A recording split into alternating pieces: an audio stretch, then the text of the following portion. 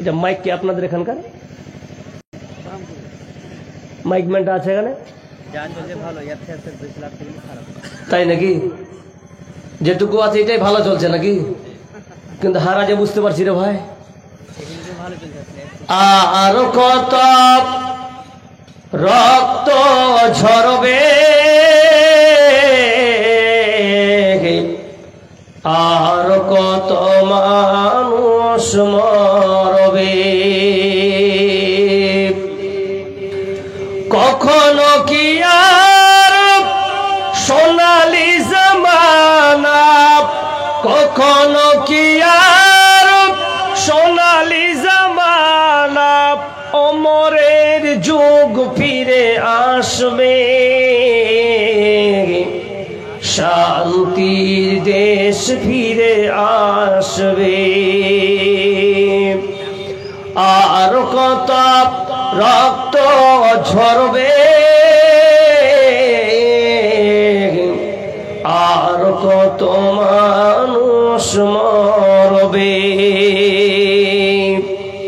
কত আজ বিধবা হলো যে নারী, কত যে মায়ের কন করেছ খালি, কত আজ বিধবা হলো যে নারী। রঙিন পৃথিবী জমির, রক্তে রঙিন পৃথিবী জমির, চে দেখো ভাই দো জাহানে, চে দেখো ভাই দো জাহানে। আর কত রক্ত ঝরবে, আর কত মানুষ মরবে। উপস্থিত মঞ্চে উপবিষ্ট যোগ্যতম আজকের সবার সভাপতি সভাপতি সাহেব, ওলামাই হযরত, হুফাজান ইকরাম, দূর দূরান্ত থেকে আগত মেহমানান ইকরাম, অত্র এলাকার আল্লাহ পাকের জাকিরিন শাকিরিন মুহিব্বিয়ান এদাম পর্দা নাসিবা ও বোনেরা, সমস্ত প্রশংসা সমস্ত তারিফ সে মহান রব্বুল আলামিনের, যিনি আজ আপনাকে আমাকে সকলকে অত্যন্ত ভালোবেসে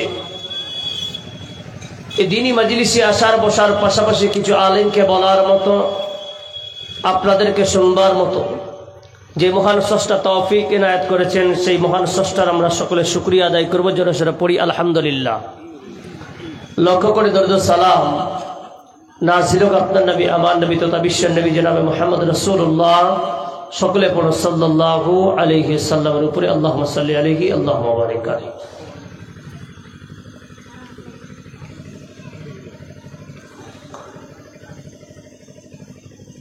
আপনাদের সম্মুখে সূরা আল ইমরান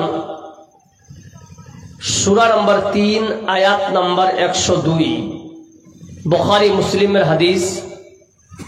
পাশাপাশি যে বিষয়টাকে কেন্দ্র করে আপনাদের সামনে আমি আলোচনা করব, যদিও এই জালসাটা মসজিদ উন্নতি কল্পে, তাই তো শেখ, মসজিদ উন্নতি কল্পে, তাই মসজিদ কি জিনিস, মসজিদ কে আবাদ করবে, এই সম্বন্ধে আলোচনা করব। পাশাপাশি আপনাদের সম্মুখে সূরা আল ইমরানের আয়াতের সঙ্গে সূরা তওবার আমি 7 নম্বর 18 নম্বর আয়াতটাকে নিয়ে আসার চেষ্টা করব ইনশাআল্লাহ।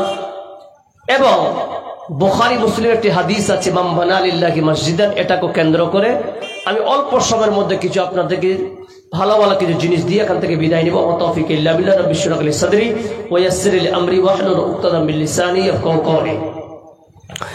যিনারা বর্তমানে এখন বসে আছেন, গিনে চুনে কমসে কম 40 জন হবেন। জি হবে তো? 40 জন মানুষ আছেন, আপনারা 40 জন শুনেন, বাকিগুলো দেখছি। আচ্ছা, একটা প্রশ্ন করব, আপনাদের গ্রামে 15-20 লাখ টাকার বাড়ি আছে? হ্যাঁ না না বলবেন। আছে? আছে 20 লাখ টাকার বাড়ি আছে? বাহ, 30 লাখ টাকার মনে হয় নাই, আছে? 20 বিঘা জমিন আছে কারো এখানে? বেশি আছে।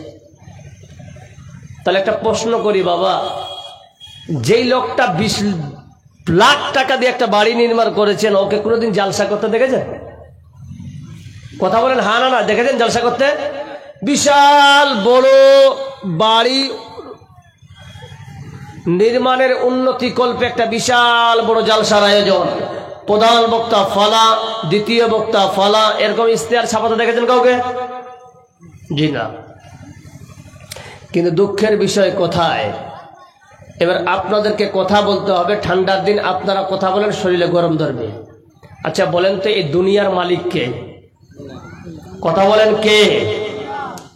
আল্লাহ যদি এই দুনিয়ার মালিক হন, তাহলে রিজিকের মালিকেও কে? আল্লাহ। নিঃসন্দেহ, নিঃসন্দেহে আল্লাহ আমাদের রিজিকের মালিক, হায়াতের মালিক, মাউতের মালিক, এভরিথিং, সবকিছুর মালিক হচ্ছেন কে? আল্লাহ। সেই আল্লাহকে সন্তুষ্ট করার জন্য আমরা একটা মসজিদ নামক একটা জায়গা আমরা নির্মাণ করতে চলেছি। সেই জায়গাকে কেন্দ্র করে, একটা মসজিদকে কেন্দ্র করে আমরা তখন ভিখারি হয়ে যাচ্ছি। বলুন ঠিক না বেঠিক? গায়ে গায়ে, গ্রামে গ্রামে ঢুকে ঢুকে ওর কাছে হাত পাচ্ছি, ওর কাছে হাত পাততেছি। এটা কি মুসলমানদের করণীয়? জোরে বলেন। যেই লোকটা 20 লক্ষ টাকা নিজের থাকার জন্য বাড়ি তৈরি করতে পারবে, ওই লোকটা আল্লাহর ঘরের জন্য 2 লক্ষ টাকা দান করতে পারে কি পারে না? আরে কথা বলেন, পারে কি পারে না? নিশ্চয়ই পারে।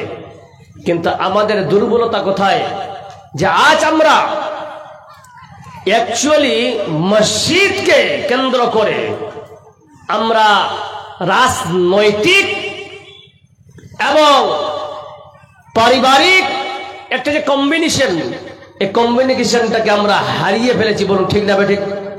এটা যে সম্পর্ক রাজনীতিকে নিয়ে এসে নষ্ট করেছি, জাতপাতকে নিয়ে এসে আমরা নষ্ট করেছি,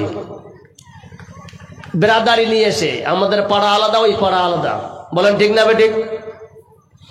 আগে মসজিদ ছিল কম, কয়েকটা গ্রাম মিলে মসজিদে নামাজ পড়তো, এখন পাড়ায় পাড়ায় মসজিদ হয়েছে। এতে কোনো সন্দেহ আছে ভাই? বলুন ঠিক না বেঠিক? কেন হলো এগুলো? পাড়ায় পাড়ায় মসজিদ হয়েছে বলে মসজিদ কি ভরে গেছে?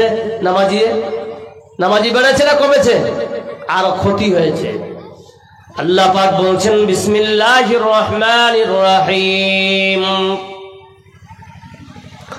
ইন্নামা ইয়া'মুরু মাসাজিদাল্লাহি মান আমানা বিল্লাহি ওয়াল ইয়াউমিল আখির ওয়া কামাস সালাতা ওয়া আতাজ যাকাত ওয়া লাম ইয়াখশা ইল্লাল্লাহ।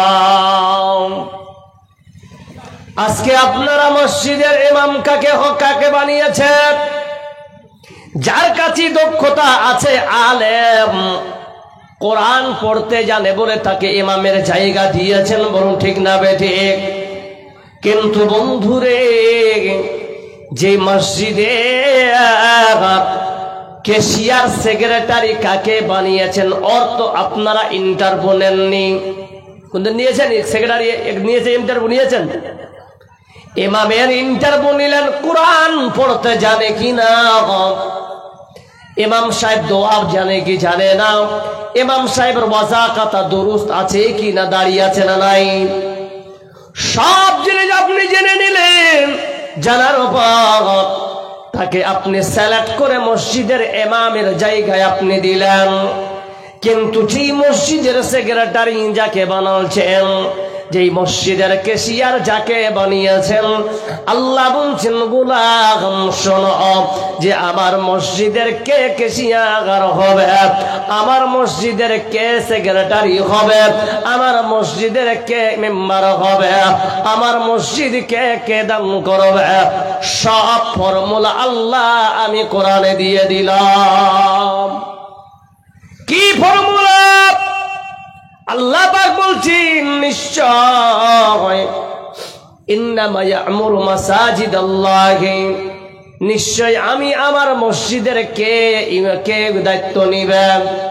তার মধ্যে যার মধ্যে 4টা সার্টিফিকেট থাকবে, যার মধ্যে 4খানা সার্টিফিকেট থাকবে, সেই আমার মসজিদের দায়িত্ব নিবে। সেই 4টা সার্টিফিকেট কি?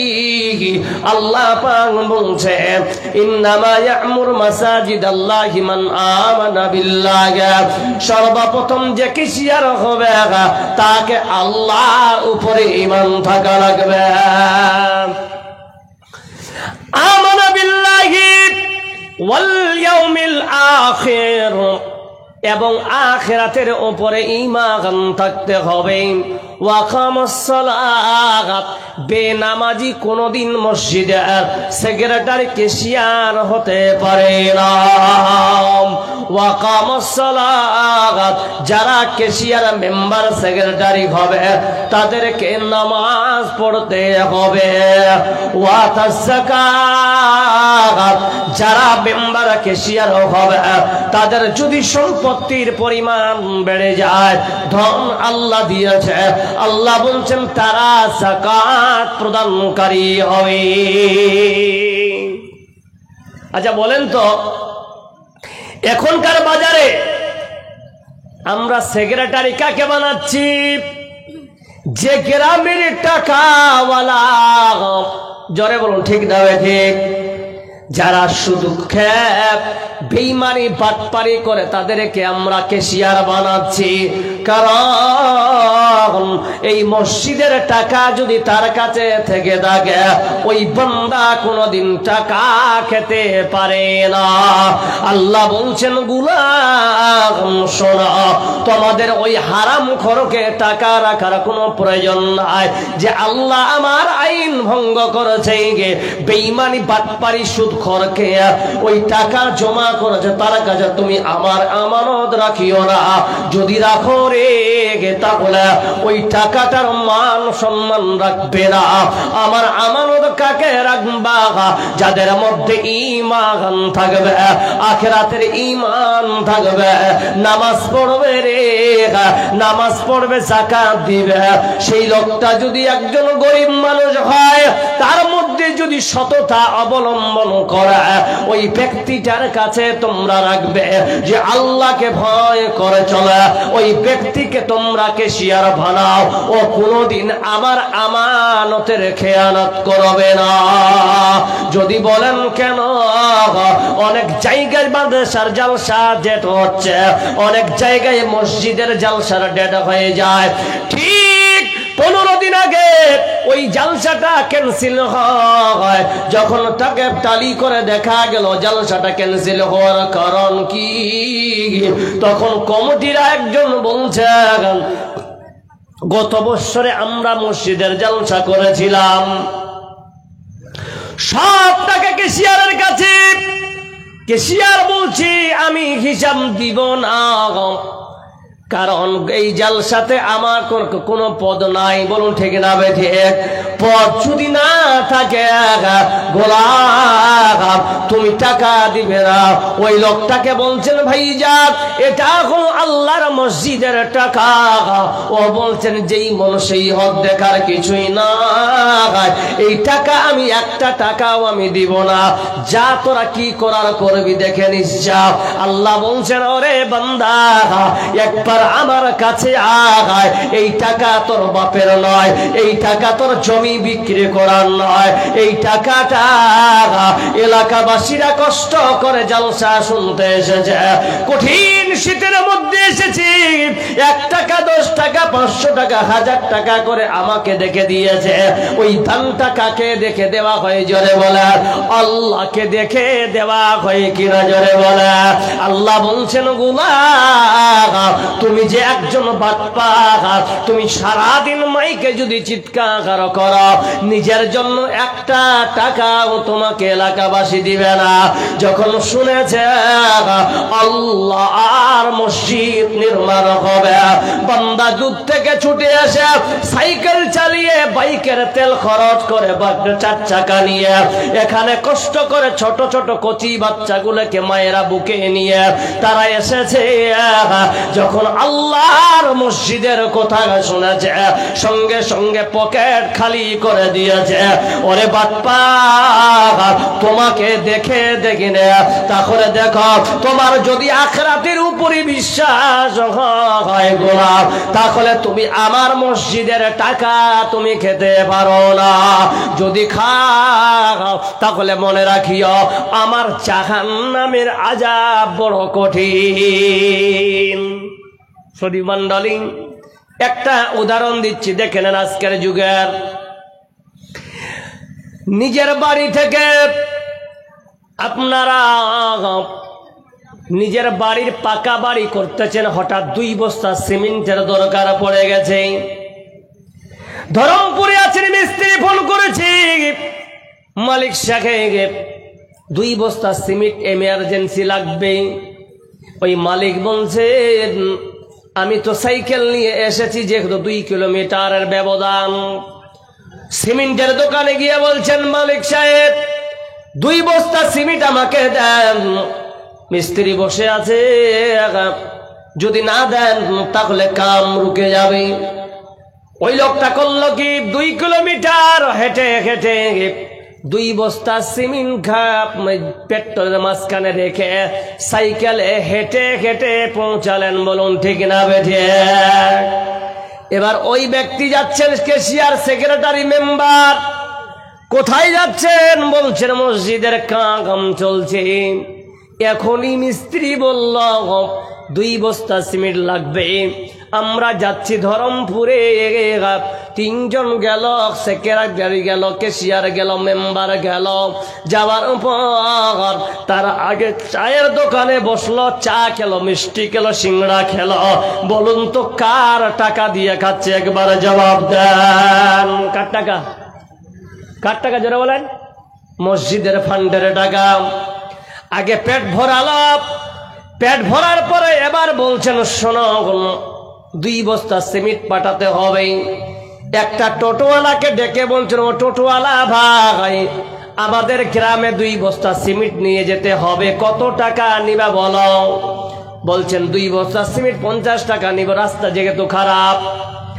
আল্লাহ বলছেন গোলাপ, তোমার নিজের জন্য, বাড়ির জন্য তুমি নিজের সাইকেল ঠেলে 20টা টাকা 50টা টাকা বাঁচানোর তাকিদে তুমি হেঁটে হেঁটে বাড়িতে কাজ করলাম। যখন পালা আসলো আমার ঘরে আর বান্দা, তখন তুমি ভাউচার কেন তৈরি করো?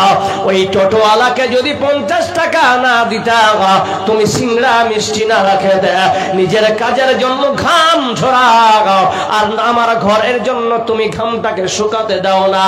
গোলাম আয় আয়, ওই টাকাটা জনগণের টাকা, আমাকে আল্লাহ বলে তারা বিশ্বাস করে দিয়েছে। ওই টাকাটা তুমি কেন খেতে গেলে? তোমার পকেটে তো টাকা ছিল, তুমি নিজের পকেট থেকেও তো সিংড়া মিষ্টিটা খেতে পারতে, তোমার পকেট থেকে তো টোটো ভাড়াটা দিতে পারতে। গোলাম রে, একবার হাসরের মাঠে তুই আমার সামনে আয়, তোর পাই পাই আমি হিসাব নিয়ে নিব। দ্বিতীয় নম্বরে হলো যারা দান করেছে, যারা দান করেছেন তাদের সুপারিশ করে আল্লাহ বলছেন দেখুন আপনাদের কাজ হলো এই জায়গা থেকে এই পর্যন্ত দেওয়া। আল্লাহ বলছেন ও গোলাম, তুমি যে আমাকে টাকা দিয়েছ, এই টাকাটার হিসাব কেমন তুমি আমার কাছে নিবে? আপনারা তো অনেক শিক্ষিত মানুষরা বসে আছেন, বলুন তো আল্লাহকে হিসাব দেওয়াটা কঠিন, আল্লাহর কাছে হিসাব নেওয়া সহজ? যারা বলুন কোনটা? আল্লাহর কাছে হিসাব নেওয়াটা সহজ হবে কিনা? কিন্তু যদি আল্লাহ বলে কি করেছ, পারবেন আপনি দিতে? পারবো না। কিন্তু যদি আপনি আল্লাহকে গিয়ে বলেন আল্লাহ আমি জালসাতে গিয়েছিলাম, 500 তোমার ঘরের নাম শুনে দিয়েছি আল্লাহ, ওটার আমাকে হিসাব দাও। আল্লাহ বলছেন ও গোলাম দেখ, ওই 500 টাকার বদৌলতে আমি তোমার আমলনামে কত বেশি সওয়াব রেখেছি। জোরে বলো নারে তাকবীর। আল্লাহ পাক বলতেছে গোলাম আয় আয় আয়, একবার আমার কাছে আয়। ইমানদারের দান কেমন কদর, বান্দা ইমান অবস্থায় তুমি যদি দান করো রে গোলাম, তোমার দান কিয়ামত পর্যন্ত আমলনামায় বৃদ্ধি হতে থাকবে। বলুন সুবহানাল্লাহ। আল্লাহ পাক বলতেছে তুমি যেহেতু ইমানদার মুসাল্লি হয়েছ, তাহলে এবার দেখে নাও তোমার করণীয় কি হবে। আল্লাহ পাক বলছেন ইয়া আইয়ুহাল্লাযীনা আমানুত্তাকুল্লাহ হাক্কা তুকাতিহি ওয়া লা তামুতুন্না ইল্লা ওয়া আনতুম মুসলিমুন। বান্দারে তোমরা আল্লাহকে ভয় করো, যেমন ভয় করা দরকার ভয় করার মতো করো। এটা তো কামো একজন মুমিন বান্দার হতে পারে। ওই মুমিন বান্দা কেমন ভয় করে চলবে, তাহলে দেখেন আজকে আপনারা জালসা শুনছেন খুব সুন্দর করে, মানুষ নাই কিন্তু অনেক মানুষেরা বসে আছে। তাহলে এবার উদাহরণটা দিতে গিয়ে আপনাকে বলছে, আজকে আমি ধরমপুরে বসে আছি অথবা কিষানগঞ্জে স্টেশনে নেমে আপনাকে ফোন করলাম, ওগো ভাইজান আমি তো কিষানগঞ্জের স্টেশনে বসে আছি ভাই, আপনাদের গ্রামে জালসা, আমি মৌলানা ইমদাদ, আপনারা আমাকে রিসিভ করে নেন ঠান্ডার দিন। এবার এই জায়গার ইমাম সাহেব লাফালাফি শুরু করলো, হাইরে কপাল খারাপ, আশেপাশে কোনো গাড়ি দেখা যায় না, কোনো জায়গা থেকে না মোটর সাইকেল আছে না 4 চাকার কোনো খোঁজ না হয়। তিনি করলেন কি, একটা যুবক সন্তান টকটক চেহারা হ্যান্ডসাম ছেলে, উনি একটা R1 ইয়ামাহা গাড়ি R15 নিয়ে দাঁড়িয়ে আছে। R15 মানে 250 সিসির গাড়ি। ছেলেটা ট্যাগ দিয়ে হেলানি দিয়ে গাড়ি তাদের দাঁড়ানো। ইমাম সাহেব জিজ্ঞাসা করলো, ভাইজান এটা গাড়ি কার? বলছেন নিঃসন্দেহে আমার। বলছেন ভাইজান তুমি কি কিষানগঞ্জে যেতে পারবা? বলে কেন? বলছেন মৌলানা সাহেবকে আনতে হবে। বলছেন বাবজি শোনেন, এই গাড়িটা তো আমার, এতে কোনো সন্দেহ নাই, কিন্তু গাড়িটা আমার হতে পারে, কিন্তু ভালোভাবে আমি ড্রাইভিং জানি না। কিন্তু মৌলভী সাহেব আমি আপনাকে পারমিশন দিতে পারি যে আপনি যদি ভালো একজন ড্রাইভার নিয়ে আসতে পারেন, যে ভালো গাড়ির ড্রাইভ করে, আমি নিশ্চয় এই গাড়িটা তার হাওয়ালে করে দিব মৌলভী সাহেবকে আনার জন্য। ওই রাস্তা দিয়ে একজন গরিব ছেলে এর গাড়ি ওর গাড়ি করে চালাতে চালাতে ভালো ড্রাইভার হয়ে গেছে। ইমাম সাহেবও জানেন এই ছেলেটা ভালো ড্রাইভার করে, ভালো ড্রাইভিং করে। তাকে বলছেন ভাইজান তোমাকে এই মুহূর্তে তোমাকে কিষানগঞ্জ যেতে হবে। এবার ছেলেটাকে বলছেন এটা হলো R15 নতুন গাড়ি, তুমি তাড়াতাড়ি করে নিয়ে যাও। এবার যখন নিয়ে গেছে, এবার হাতে যখন বাইকের হ্যান্ডেল পেয়েছে, মনে মনে ভেবেছে বাবার 1 কাঠা জমি নাই, বাবার বাড়ি ভিটাটা ছাড়া কিছু নাই, কোনো ব্যাংক ব্যালেন্স নাই। হাইরে কপাল পোড়া, জীবনে বড় স্বপ্ন ছিল R15 কবে চড়াবো, আল্লাহ সেটাও আজকে পূরণ করতে চলেছে। যুবক রে, যেই ছেলের কাছে R15 হবে ওই ছেলেটা 150-র উপরে গাড়ি চালাবে কিনা? জোরে বলেন, চালাবে কিনা? 250 সিসির গাড়ি। কিন্তু যখন সেলফ স্টার্ট দিয়েছি সঙ্গে সঙ্গে মনে করে নিয়েছে আমার অ্যাক্সিডেন্ট হতে পারে।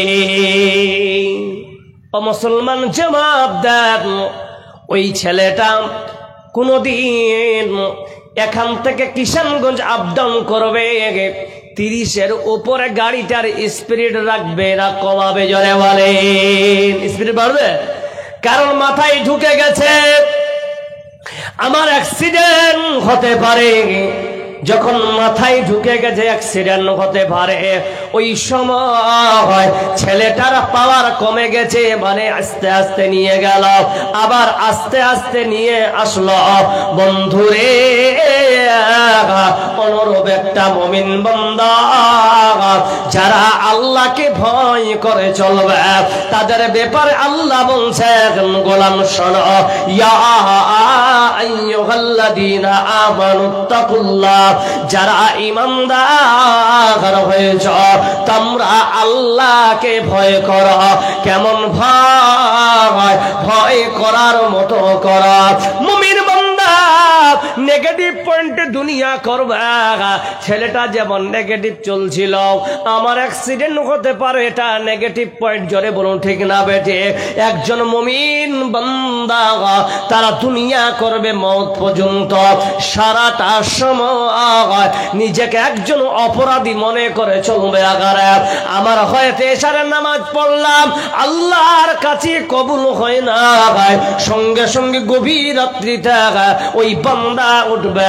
কারণ যেই বান্দা গভীর রাত্রিতে উঠবে আল্লাহর জাহান্নামের ভয়, আল্লাহর ভয়, ওই বান্দা চোখের জল ফেলাবে।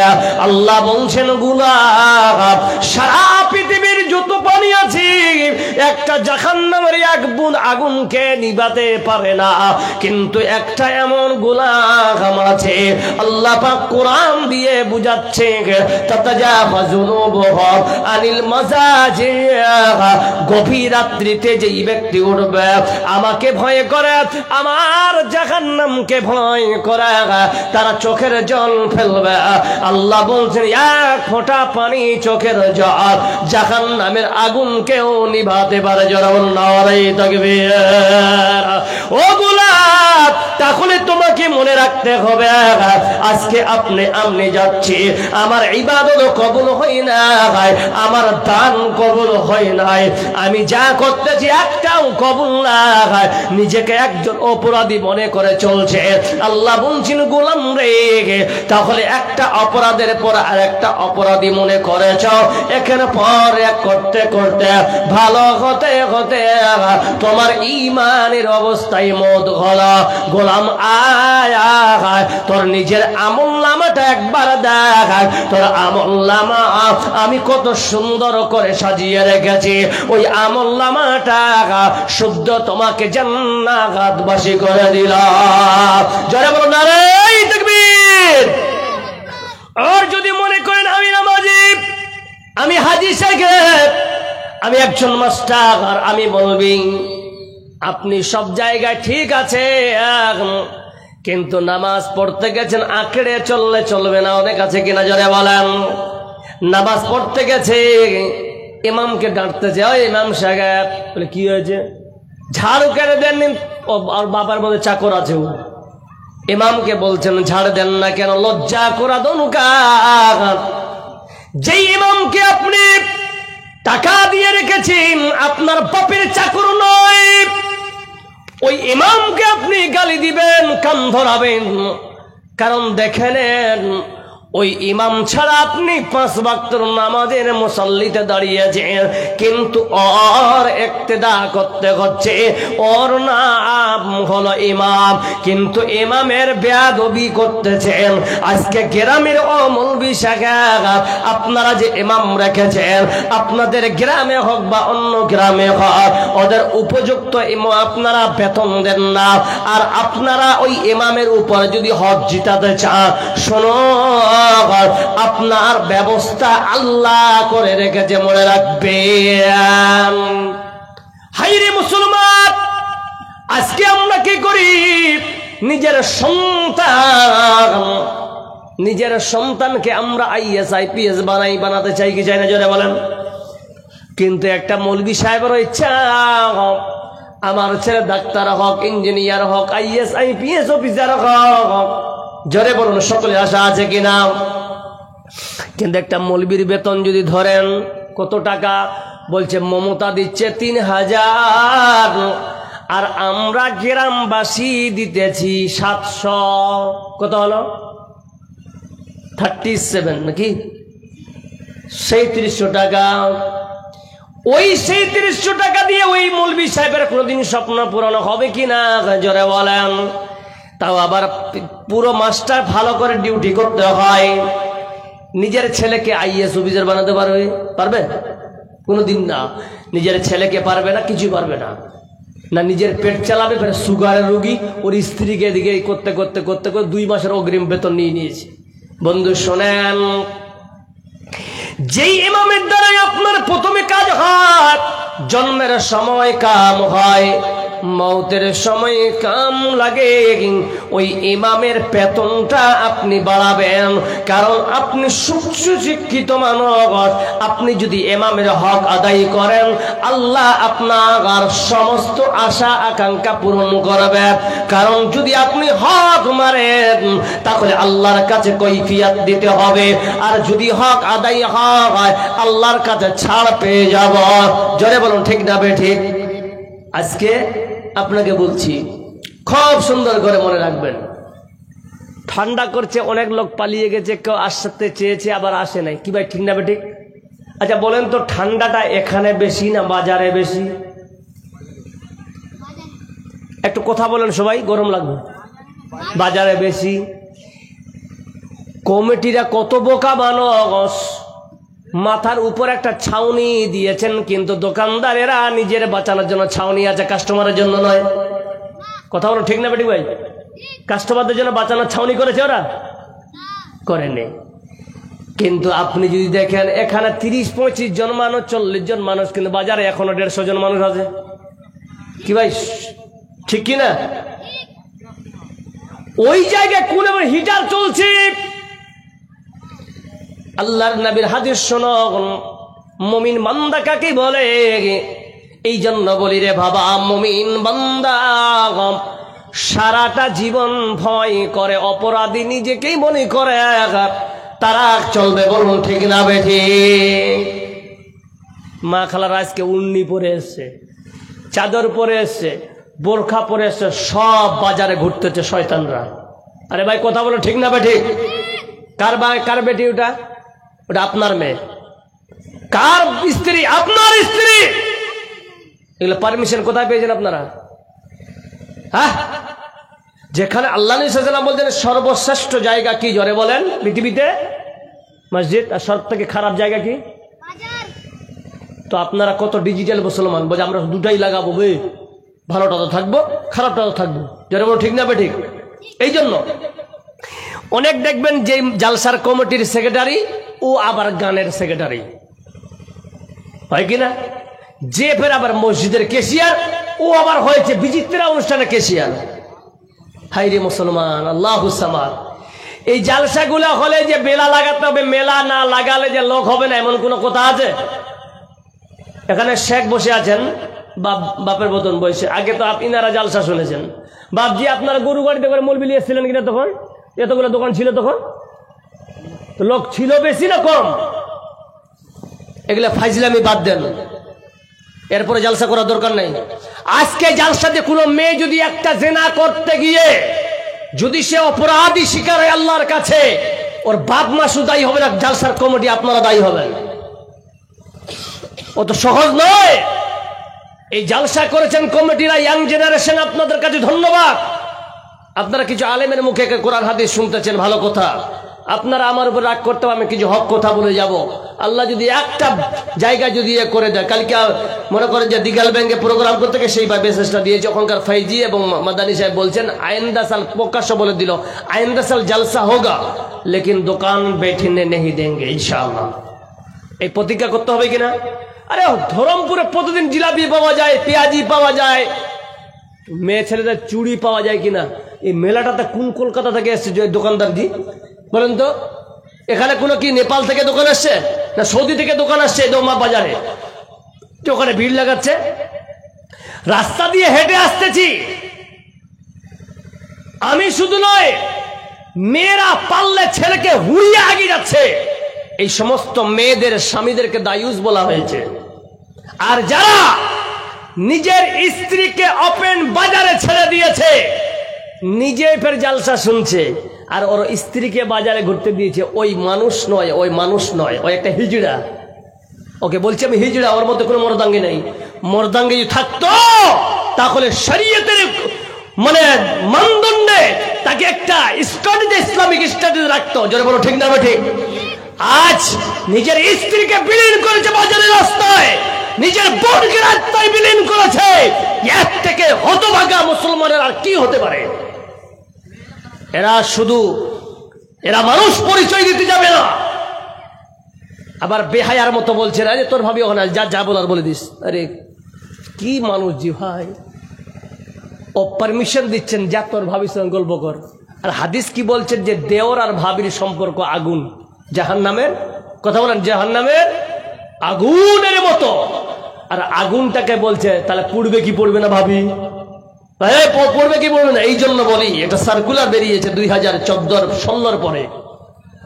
আগে আপনাদের এলাকায়, আমাদের এলাকায় ইয়াং জেনারেশন ছেলে বা মেয়ে, কুঁয়ারি ছেলে কুঁয়ারি মেয়ে, তারা পালিয়ে বিয়ে করতো, তাই না? কিন্তু এখন দেখেন 2015-16 পরে দেখেন 3-4 বাচ্চার মায়েরা বেশি করে পালিয়ে বিয়ে করছে। বলুন ঠিক না ঠিক? আপনারা বুঝতে পারতে হয় 4-5 সালের মারা পালিয়ে বিয়ে করছে কিনা। ফেসবুকে 45 বছরের মহিলা, 18 বছরের ছেলে, এগুলা হচ্ছে কিনা এই নিয়ে বলছেন। কি বলছেন? ওরহ কেন হচ্ছে? যেই পুরুষ 4টা বাচ্চার বাপ তৈরি হতে পারে, যেই নারীর পেট থেকে, মাদারের রাগিবি থেকে 4টা বাচ্চা বের করতে পারে, ওর মধ্যে কি এমন গুণ থাকলো না ওকে ছেড়ে পালিয়ে একটা হারাম ঘরের পিছনে ধরে নিতে হবে? বলেন। এখানে আলেমরা অনেক বসে আছেন, আমার থেকে অনেক জ্ঞানীরা, আপনারা আমার থেকে আরো শিক্ষিত মানুষ, আমি কিন্তু ক্ষুদ্র জ্ঞানের মানুষ। কোথায় আপনারা এগুলা পেলেন মাসালা মাসাইল? কারো স্ত্রী নিয়ে পালিয়ে বিয়ে করছে, আবার গ্রামবাসী ওকে সাপোর্ট করছে। আরে ভাই বলুন না ঠিক না বেঠিক? কোথায় পেলেন আপনি? বিয়েটা আগে ওর তালাক হবে, এগুলো মাসালা মাসালা ব্যাপার আছে, এগুলো কমপ্লিট না করে বিন্দাস ঘর সংসার করছে। হাট! এই সমস্ত সমাজের লাত মারা দরকার। যারা এই সমাজের যারা মরল হয়েছে, কাল কিয়ামতের দিনে আপনাকে ওই আসামি রাস্তায় দণ্ডায়মান আল্লাহ করবে। তোমার মূলত্বে, তোমার রাজত্বে, তোমার ওই জায়গায় একটা বস ছিল, তুমি ওই সঠিক বিচারটা কেন করো নাই? আজকে মেম্বার ফোন করছে, রে টেনশন করি না, তোর পাশে আমি আছি। মেম্বারকে কে ভোট দিয়েছে? যার বউকে লি পালিয়েছে ও ভোট দিয়েছে, যে পালিয়েছে ও ভোট দিয়েছে। বলুন ঠিক না বেঠিক? দিল্লিতে খেটে বলছে মেম্বার সাপোর্ট আমার দিকে, টাকা প্রতি মাসে 10,000। তো এই আয় না দেখি তোর রাস্তা ক্লিয়ার করে দিচ্ছি, কোনো বিচার নাই। ওর বাড়িতে ঢুকে গেল, কি বিয়ে করেছে করুক গা। কিন্তু ভাইজান দেখেন, বিয়ে করেছে ঠিক আছে, মেয়েদের অধিকার আছে খোলা তালাক করার। খোলা তালাক করে যদি বিয়ে করে কোনো আপত্তি নেই, কিন্তু ইদ্দাত পরিপূর্ণ চাই। বলুন ঠিক না ঠিক? ইদ্দাত যদি কমপ্লিট না করতে পারে, বিনা ইদ্দাতে যদি সারা জীবন কাটায় জেনা, ওই জায়গাটার নাম হবে বেশ্যাখানা। জি, এটাই হচ্ছে ফতোয়া। আমি ফতোয়া দিতে আসছি, বড় মুফতি নাকি, ফতোয়া নয়, এটা হচ্ছে মাসলা, এটা শরীয়ত। এই শরীয়তকে লাত মেরে আপনারা চলতেছেন। কেন আপনাদের অসময় বৃষ্টি হবে না? যখন বৃষ্টির দরকার নাই কেন বৃষ্টি আসতেছে? যখন মানুষের প্রচন্ড গরমের দরকার নাই তখন 40-45 ডিগ্রি। বাবজি আপনাদের আমলে 45 ডিগ্রি হয়েছিল, এদিকে দেখেন বাবজি, আপনাকে বলছি, আপনাকে নিয়ে কথা বলবো। আপনার আমলে 45 ডিগ্রি গরম হয়েছিল কিষানগঞ্জে কবে? এটার কথা কইছি, এটা রানিং আগে কইছি না। 45 ডিগ্রি গরম আমাদের বিহার বাঙ্গালে হয়নি আলহামদুলিল্লাহ, কিন্তু গতবারে হয়েছে কিনা জোরে বলেন? 49 ডিগ্রি অব্দি গেছে। যেখানে আমরা আগে শুনতাম 49 ডিগ্রি বিশাল গরম, সেই গরমটা উপভোগ করেছে কিনা জোরে বলেন? এটা কি আল্লাহর লানত নয়? এটা কি আল্লাহর গজব নয়? আজ আপনার স্ত্রী, আমার স্ত্রী, আজ আমার নানি মারা গেছে, আমার দাদি মারা গেছে, আমার মায়ের বয়স এখন 60+। ওরা জীবনে গ্রুপ করে ডগরালন করেনি। ওরা কি না খেয়ে মরেছে? আরে কথা হলো না খেয়ে মরেছে না।